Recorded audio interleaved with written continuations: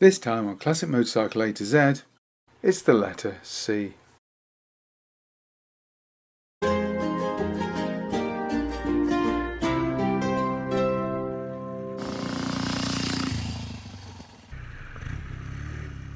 I'm going to be spending the next couple of months on a major adventure. This doesn't mean we're going to leave you without content though. We're putting together a series of videos which we're calling Classic Motorcycle A to Z. So basically we're going to run through the alphabet and give some history and information about various classic motorcycle companies as we go.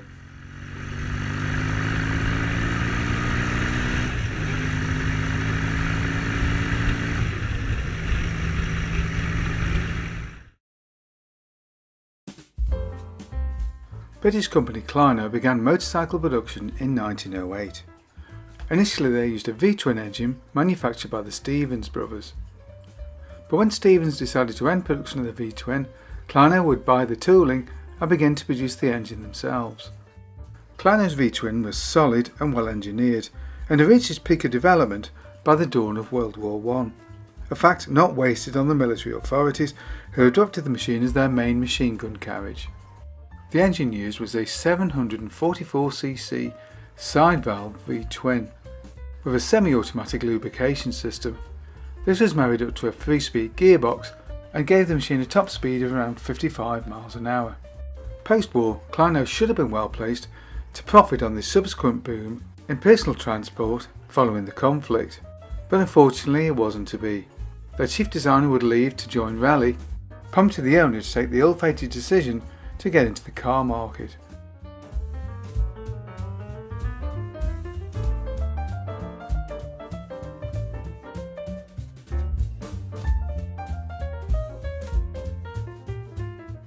Swiss company Condor specialised in producing machines for the Swiss military.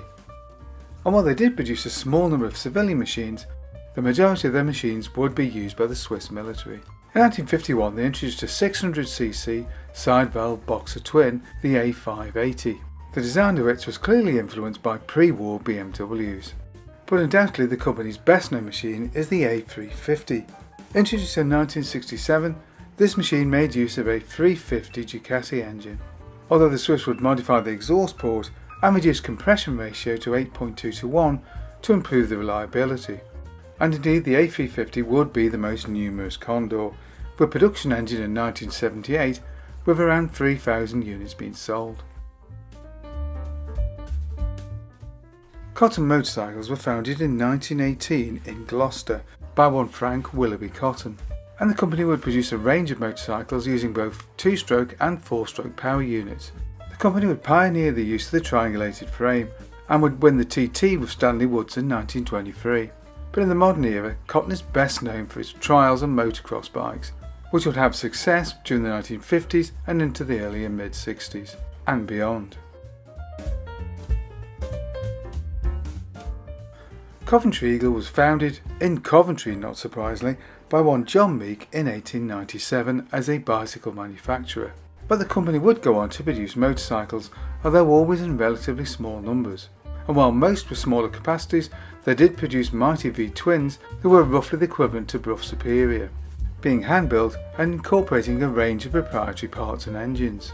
During the 20s they would make use of engines from Villiers, Jap, Sterney Archer, Blackburn and even Matchless, and would install these into a range of fairly conventional frames, although they would also make use of a surprisingly modern looking pressed steel frame on some of their lightweights.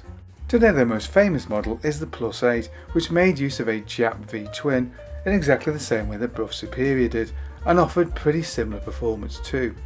And similarly, these machines were built in small numbers and command very high prices today. During the Great Depression the company would concentrate its efforts on the production of Villiers powered lightweights, but would cease production on the dawn of World War II and never return.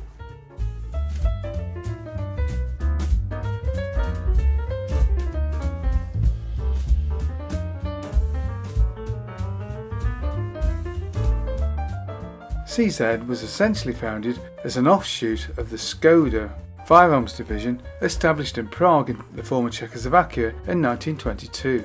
By 1929 the company knew it would need to diversify if it was going to survive, and so would purchase a nearby bicycle manufacturer and by 1932 the company was fixing small lightweight engines to their bicycle frames to provide basic transport. And this would lead to the production of CZ's first true motorcycles in 1935. And these would prove so popular that by the end of the 30s, CZ was the largest manufacturer in Czechoslovakia.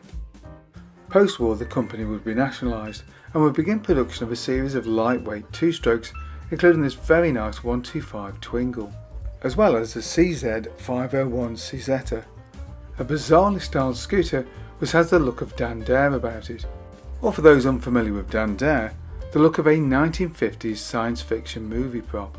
Production of these simple lightweight two-strokes would continue throughout the 1950s, but by the early 60s the company would start to completely revamp its range, with more up-to-date engine designs and more contemporary styling, with machines such as the 1961 CZ250 Model 455, a machine which would become something of a style icon in its native Czechoslovakia, as well as the growing Indian market.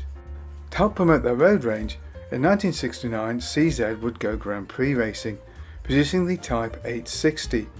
This was a 350cc V4, which used an advanced 4-stroke engine with 16 valves, an 8-speed gearbox, and produced around 63 horsepower at 16,000 RPM, enough for a top speed of around 150 miles an hour, or 240 kilometers an hour. And indeed, although it would never win a Grand Prix, it would achieve a number of notable results, including second place in the 1971 Czechoslovakian Grand Prix.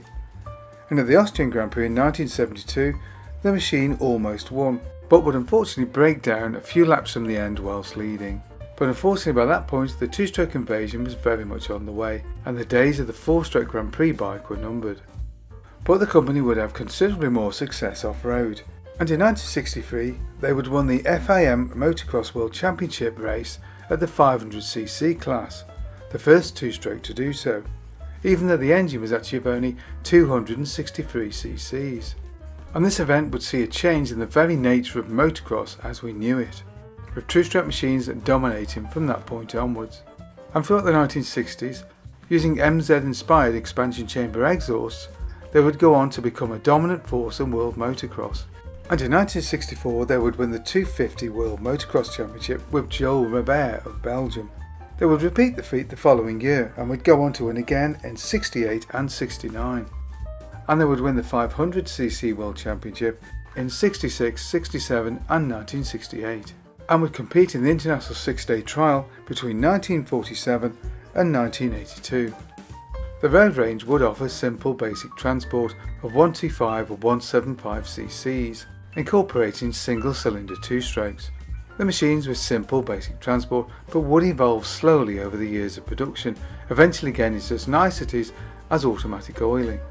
And the company was not slow to cash in on its motocross success, producing a range of very nice trail machines during the 1960s and 70s. But unfortunately by the 1980s the underfunded company was beginning to struggle, and in what would ultimately turn out to be an ill-fated move, the company was sold to Cachiva. And the Castiglione brothers would have ambitious plans for the factory, but unfortunately their lack of finance would mean they would never come to fruition.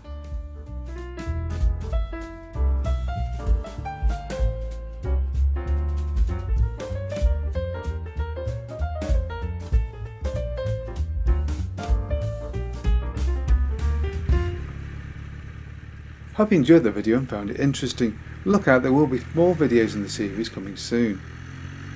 Hope you enjoyed that video. If you did, don't forget to like and subscribe, and of course, thank you very much for watching.